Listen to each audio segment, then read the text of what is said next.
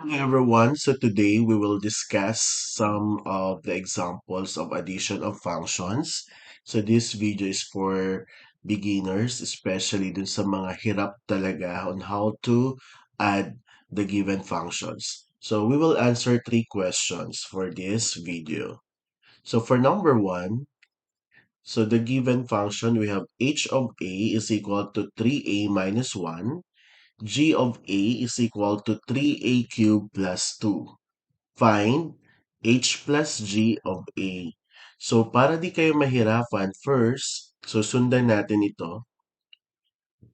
So, ibig sabihin yan, you are going to add yung H of A natin, okay, plus yung G of A nyo. Okay. So, yung H of A natin is 3a minus 1. Ito. So, ito yung 3a minus 1 natin. Yung H of A. So, sulat natin 3a minus 1 plus, so yung G of A natin ay ito. So that is 3a cube. Okay, so ayusin lang natin. Medyo ano yung ano natin, solution. So ulit.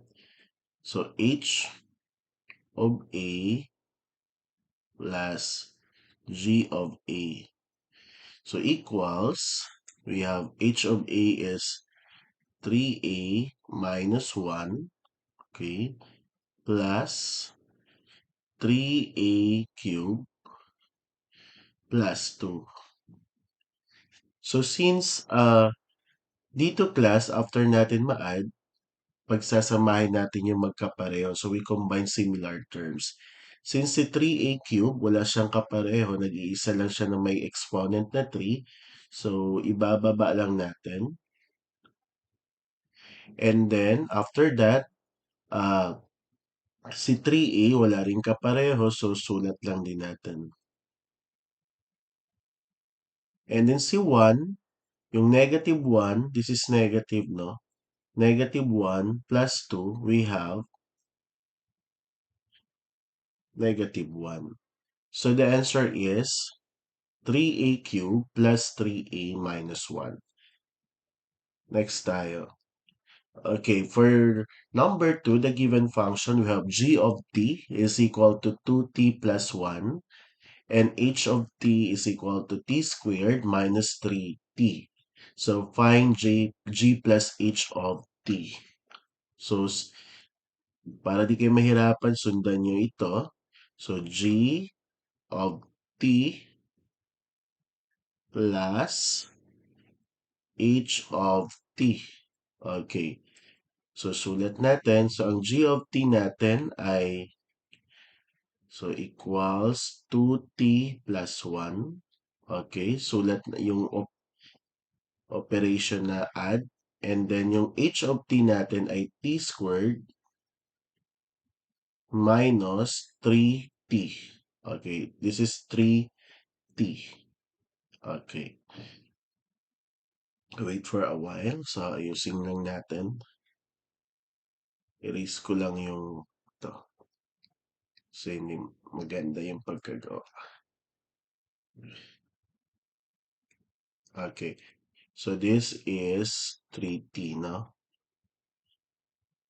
Okay. Then, combine similar terms. So, since si T squared walang kapareho, susulat lang natin T squared. So, si 2T minus 3T, pwede natin pagsamahin. So, 2T minus 3T, ang maiwan na lang ay negative T. And then, copy positive 1. So, this is the answer. T squared minus T plus 1. Next. Okay, meron tayong okay, the given function for number 3, we have h of t is equal to 3t squared minus t, and g of t is equal to negative 2t minus 5. So, find h plus g of t. So, first, so again, so sundan lang ulit natin ito. So, we have h of t plus g of t. Okay, so talagang nagbabago yung ano niya.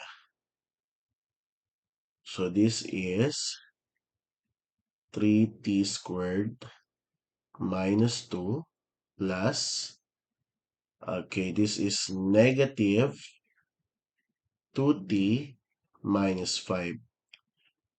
Okay, so ayusin lang natin yung sign kasi may negative tayo dito. So 3t squared minus na to, no? Minus 2. So ito ay magiging negative na. Negative 2t minus 5. So that will become 3, okay, 3t squared. Copy 3t squared. Copy negative 2t. And negative 2 minus 5 is negative 7. So this will be the answer. No? 3t squared minus 2t minus 7. So yan lang muna yung una nating discussion for addition of functions.